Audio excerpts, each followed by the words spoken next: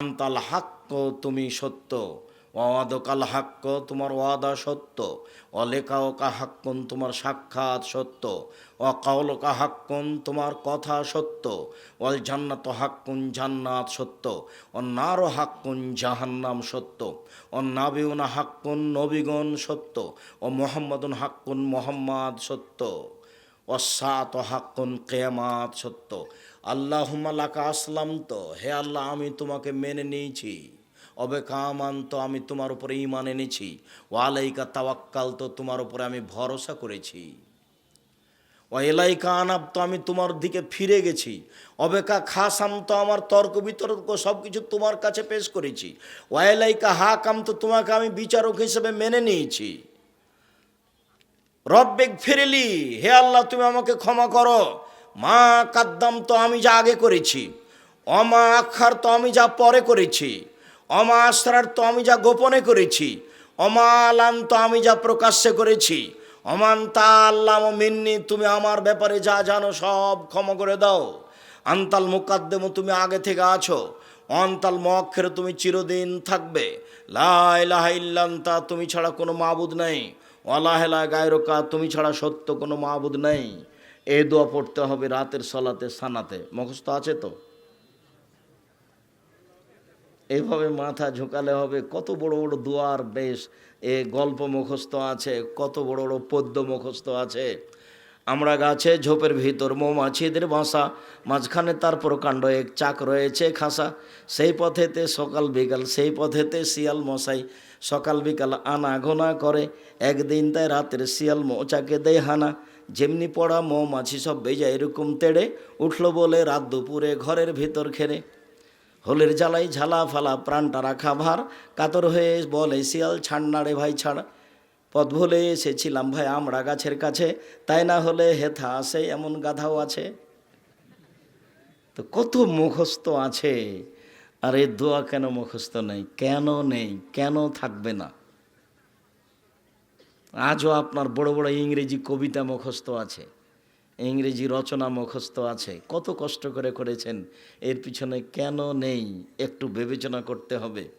আব্দুর রহমানের বক্তব্য আমাদের উপরে খুব প্রতিক্রিয়া করছিল, কেন একটু কোরআন বোঝার চেষ্টা করি না?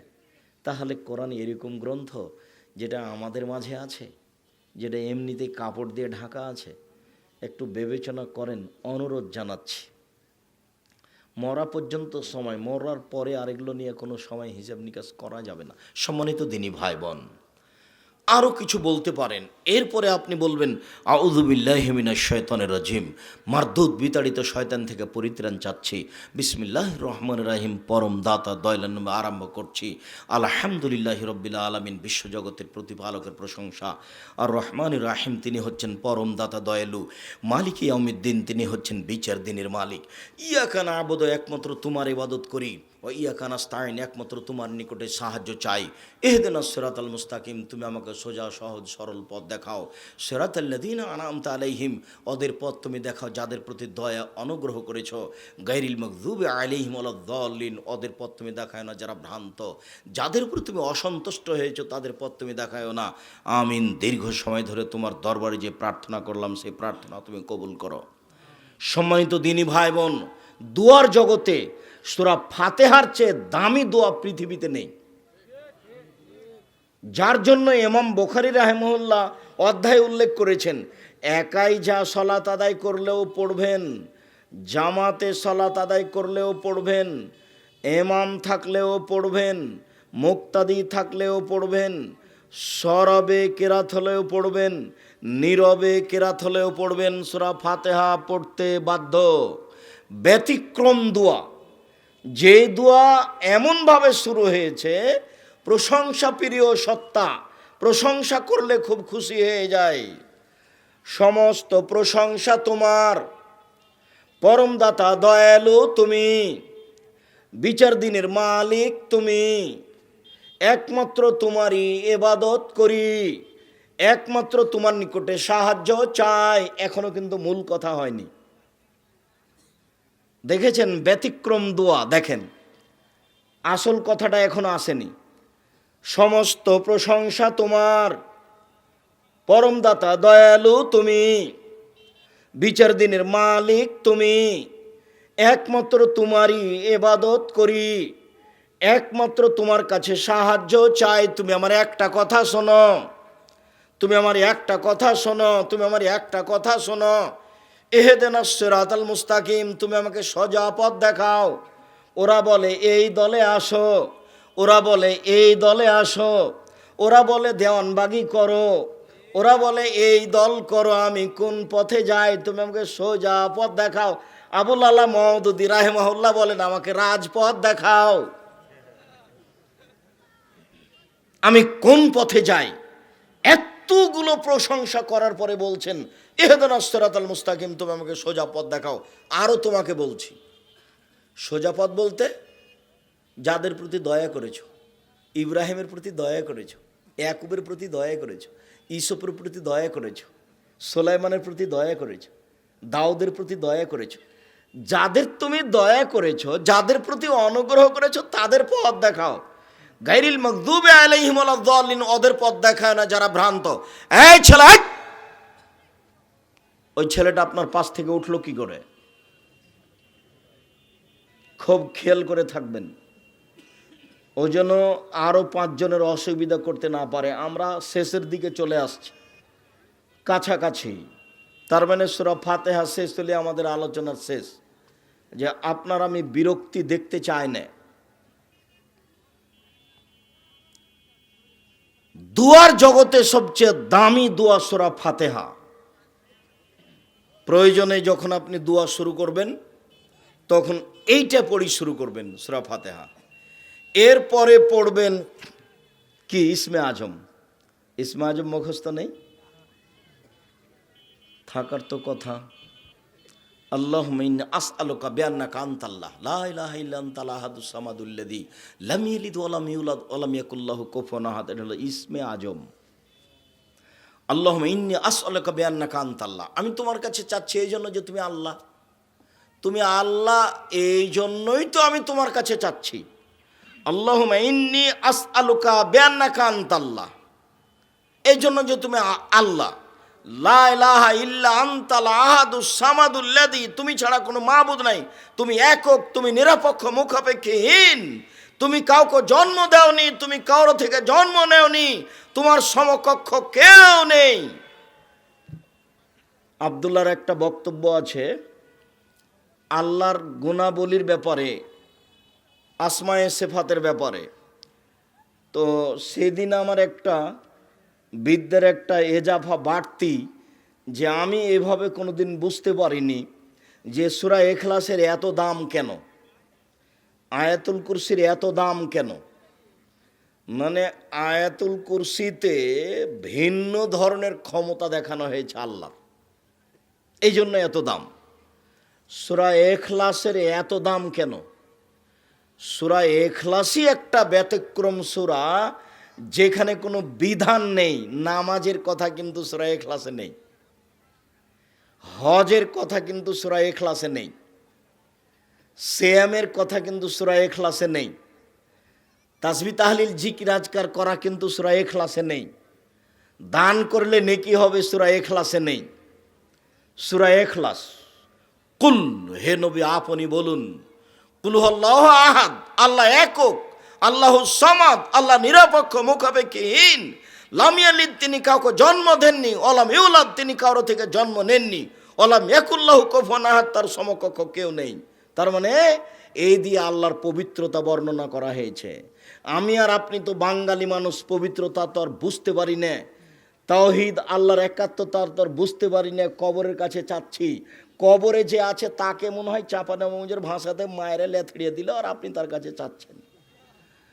ওকে পিটিয়ে একাকার করে দিল মনে হয় কবরের ভিতরে, আপনি তার কাছে চাচ্ছেন। ও কি করতে পারে? আপনার মতো বোকা মানুষ কেউ আছে? কবরের কাছে কিছু চাইলেও কিছু করতে পারবে? এ কোন হিসাব? যারা কবরের কাছে কিছু চায় তারা ইখলাস টিকাতে পারবে না, সূরা ইখলাসের মান টিকাতে পারবে না। যারা শিরক করে তারা সূরা ইখলাসের মান টিকাতে পারবে না। যারা পীরের কাছে কিছু চায় তারা সূরা ইখলাসের মান টিকাতে পারবে না। আমি অনেক সময় বলেছি যে সৌদি আরবের একটা দুষ্ট ছেলে, আরব ভূখণ্ডের একটা দুষ্ট ছেলে সাইকেলে চড়ে যাচ্ছে, খুব জোরে সাইকেল চালিয়ে যাচ্ছে, যেতে যেতে একটা ইঁটে বেঁধে উল্টে পড়ে গেছে। উল্টে পড়ে গিয়ে একেবারে কয়েক আছাড় খেয়ে লাফ দিয়ে উঠে বলছে, তাওয়াক্কাল তো আল্লাহ, আমি আল্লাহর উপরে ভরসা করি। পড়ে গেছি, তাতে কি হবে? আর সিরাজগঞ্জ জেলার একটা ছেলে, দুষ্ট ছেলে, সাইকেলে চড়ে খুব জোরে যাচ্ছিল, যেতে যেতে ইঁটে ধাক্কা খেয়ে উল্টে পড়ে গেছে, আছাড় খেয়েছে, ছাল চামড়া উঠেছে, দাঁড়িয়ে বলছে অমুকের বাচ্চা অমুক ইঁট রেখেছে। তো ও কেন বললো অমুকের বাচ্চা অমুক ইঁট রেখেছে, আর ও কেন বললো তাওয়াক্কাল তো আল্লাহ? তার মানে ওদের ভিত্তি তৌহিদের উপরে, এর ভিত্তি শিরকের উপরে, খারাপের উপরে। মা তাকে দিন রাত শয়তান বলে, কত কি বলে গালি দেয় বাচ্চাটাকে দুধ খাওয়ানোর সময়, দুধ খাওয়ার পরেও। অথচ যতবার মানুষ কথা বলে ততবার ফেরেশতা আমিন বলে। ভুলে বাচ্চাটাকে বলতে পাবেন না এই শয়তান। আপনি যদি আপনার বাচ্চাটাকে বলেন এই শয়তান, তাহলে ফেরেশতা কি বলবেন? আমিন। এই তুই শয়তান হয়ে যা। তাহলে কি হলো? তাহলে বাপও বুঝে না ধর্ম, মাও বুঝে না ধর্ম, খায় পায়খানা করে দিন কাটায় পশু প্রাণীর মতো, তাই নাকি মাস্টার ডিগ্রি পাস। এইভাবেই জীবন কাটছে, কিছুই না, একেবারেই একটা অহেতুক বৃথা জীবন। বেশি পয়সা ইনকাম করতে হবে এ কথা নয়, বরং জীবনটা সুন্দর সাবলীল রাসূল সাল্লাল্লাহু আলাইহি সাল্লামের পদ্ধতিতে হতে হবে। এটাই মূলত সফলতা। বিবেচনা করে 24 ঘন্টা পার করতে হবে, সময় এমনিতে পার হয়ে যাবে। সম্মানিত দিনী ভাই বোন, সূরা ইখলাস একটা কোরআন তেলাওয়াত হিসেবে, ইবাদত হিসেবে ব্যতিক্রম ইবাদত। তাই 3 বার পড়লে 1 বার কোরআন মাজিদ পড়ার সমান নাকি হয়। আল্লাহু আকবার বলে হাতটা খুলে দিয়ে ওই পর্যন্ত উঠাবেন। তারপরে আপনি রুকুতে যাবেন, রুকুতে গিয়ে তাসবিহ পাঠ করবেন, খুব সোজা করে রাখবেন পিঠটা। এরপরে আপনি দাঁড়াবেন, সোজা দাঁড়াবেন, এরপরে আপনি সিজদায় যাবেন। সম্মানিত দিনী ভাই বোন, তারপরে আপনি সিজদায় যাবেন। অনেক দোয়া আছে, সে দোয়াগুলি দোয়ার বই থেকে মুখস্থ করে নেবেন। সিজদা থেকে উঠে বসে দোয়া পড়বেন, তারপরে সিজদায় যাবেন, সিজদায় দোয়া পড়বেন। যদি 2 রাকাতের বৈঠক হয় তাহলে বাম পায়ের পাতার উপরে বসতে হবে, আর ডান পা খাড়ো করে রাখতে হবে। আর যদি সালামের বৈঠক হয় তাহলে বাম পা ডান দিক দিয়ে বের করে দিতে হবে, আর ডান পা খাড়ো করে রাখতে হবে।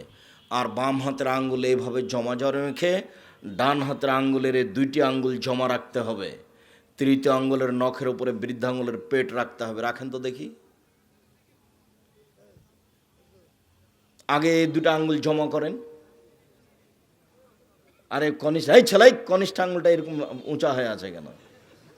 এই 2টা জমা করো। তারপর 3য় আঙ্গুলের নখের উপরে বৃদ্ধাঙ্গুলের পেট রাখো, গোলাকার, সব সময় নড়বে।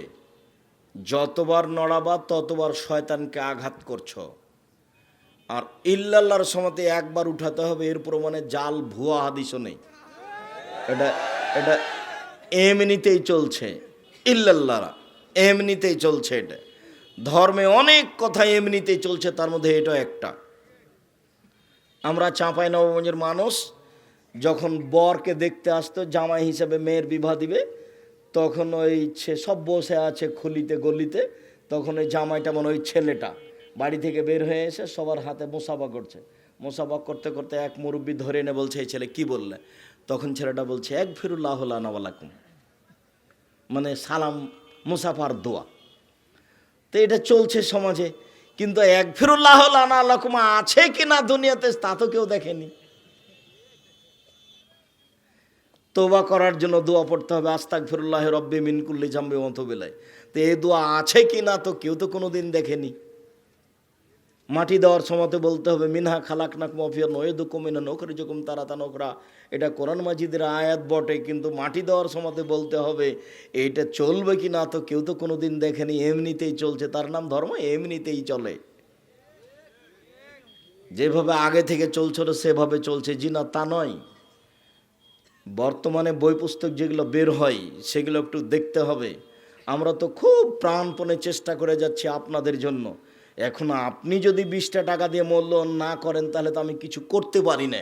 যেমন জামিয়া সালাফে থেকে বের হয় মাসিক আল ইতেসাম পত্রিকা, 50টা প্রশ্নের উত্তর আছে, 10 জন মুফতি আছেন, 10 জন গবেষক আছে, তাদেরকে বেতন লাগে, তারা দিনরাত পরিশ্রম করে ফতোয়া লিখেন, এই ফতোয়াগুলি নিয়ে একটা বোর্ড হয়, বোর্ডে ফতোয়াগুলি পাস হয়, তারপরে ফতোয়াগুলি ছাপে। এত কিছু শ্রমের পরে, দিনরাত শ্রমের পরে বইটা বের হয়ে আসে, তার মূল্য 20-25 টাকা, সেইটা আপনার কাছে ভারী হয়, তাহলে আমি কি দিয়ে আপনার কাছে হক কথা পৌঁছানোর চেষ্টা করব? রাস্তাঘাটে বই আছে, বইয়ের নাম কি করলে কি হয়, বইয়ের নাম কি, কি করলে কি হয়, কি করলে ছাই হয়, কিছুই হয় না, মানে নামই শিরক, নামটাই শিরক। মুকসিদুল মুমিনিন বই সমাজের লোক পড়ছে, মুকসিদুল মুমিনিন বইয়ের একটা হেডলাইন আছে যে অবিবাহিত ছেলে মেয়ের পড়া নিষেধ। যে দেখে সেই পড়ে, যে দেখে সেই পড়ে। ওই হেডলাইনের পরে যা লেখা আছে আল্লাহর হস্তে একটা কথাও সত্য নয়, সবই মিথ্যে। তো যেই দেশে মিথ্যে ধর্ম পূর্ণ হয়ে আছে, যেই দেশের লোক অজু করার পরে জায়নামাজে দাঁড়িয়ে বলে ইন্নী ওয়াজ্জাহাতু ওয়াজহিয়া লিল্লাযী ফাতারাস সামাওয়াতি ওয়াল আরজ, সেই দেশের লোক যদি হক খুঁজে বের না করার চেষ্টা করে তাহলে কি করতে পারা যায়? ইসলাম সৌদি আরব থেকে বের হয়ে ইরাকে ঢুকেছে, ইরাক থেকে বের হয়ে ইরানে ঢুকেছে, ইরান থেকে বের হয়ে পাক ভারতে এসেছে। যারা নিয়ে এসেছে তারা চিশতি তরিকাপন্থী, তারা এদেশে রাজত্ব করেছে, তাদের নাম মোগল। তারা ক্ষমতা খাটিয়েছে এদেশে 750 বছরে, একদিন নয় 2 দিন নয়। তারা চলে গেলে এদেশে ক্ষমতা খাটিয়েছে ইংরেজ 190 বছর। তারা চলে গেলে এদেশে ক্ষমতা খাটিয়েছে যারা ছিল শিয়া। তারপরে আপনি এদেশে সঠিক পাবেন কি করে? সঠিক পাওয়া বড় কঠিন। এরপরে আমরা দিন রাত আপনাদের সামনে বলতে থাকলাম যে একটু সঠিক খিদমত কবুল করেন, তারপর আপনাকে খারাপ লাগে। কিছুদিন আগে কোরআন মাজিদ খুললে দেখা যেত তাবিজের নকশা, তাবিজের নকশা দেখা যেত না? অথচ নেহায়াত অন্যায় নকশাগুলো করা আছে অক্ষরের মানে। 786তে যদি বিসমিল্লাহ চলে, 786তে যদি বিসমিল্লাহ চলে তাহলে আপনি বলবেন আল্লাহু আকবার, তারপরে বলবেন 786, তারপর আলহামদুলিল্লাহ রাব্বিল আলামিন। তাহলে হবে এই যে এইভাবে ধর্ম মানুষে চালাচ্ছে। আর আপনাকে আমি দিনরাত দেখাচ্ছি, দেখেন কোরআনের গায়ে মিথ্যা দোয়া লেখা আছে, গোটা এক পাতা কোরআন তেলাওয়াত খতমের দোয়া। আমি বলেছি আজ 30 বছর থেকে বলছি, 1-2 দিন থেকে নয়। যদি এর একটা বাক্য সত্য হয়ে যায় আমি জাতির সামনে কথা বলবো না। অথচ কোরআনের গায়ে লেখা আছে। তাহলে যে দেশে এই অবস্থা, সে দেশের মানুষ যদি একটু সঠিক চিন্তা ভাবনা না করে তাহলে আমরা জাতির কিভাবে উপকার করতে পারি? যার কারণে আমি আপনাদেরকে মাসিক আল ইতেশাম পত্রিকা পড়ার জন্য এইভাবে অনুরোধ করি যে যে যেখানে আছেন। এমনকি আজকে এই ছেলেটার নাম কি জানো, আমাকে বলল সবুজ নামে একটা ছেলে, এই গ্রামেরই ছেলে মনে হয়। সেটা আপনারা আপনাদের এলাকার সাথে যোগ দিয়ে বা এই গ্রামের এই ছেলে সবুজ ছেলেটার সাথে যোগ দিয়ে আপনি একটা পত্রিকা নেবেন, কোটি টাকা লাগবে না, 1 বছরের টাকা আপনি টাকা দিয়ে পাঠাবেন, দেখবেন কোনো খরচ হয়নি, পোস্টমাস্টার আপনাকে দিয়ে আসবে। 50টা প্রশ্নের উত্তর আছে, যে প্রশ্নগুলি মুফতিরা লিখেছেন, তারপরে সব মুফতি বসে বোর্ড করে ওই ফতোয়া পাস হয়েছে, তারপরে লেখা হয়েছে, পত্রিকায় ছেপে এসেছে। কত ব্যবস্থাপনা আছে ব্যয়বহুল খরচের, আপনি কেন মূল্যায়ন করবেন না? সম্মানিত দিনী ভাই বোন, আপনাকে দোয়া মুখস্থ করতে হবে। এখন আপনি এইভাবে বসে পড়লেন আত্তাহিয়াত,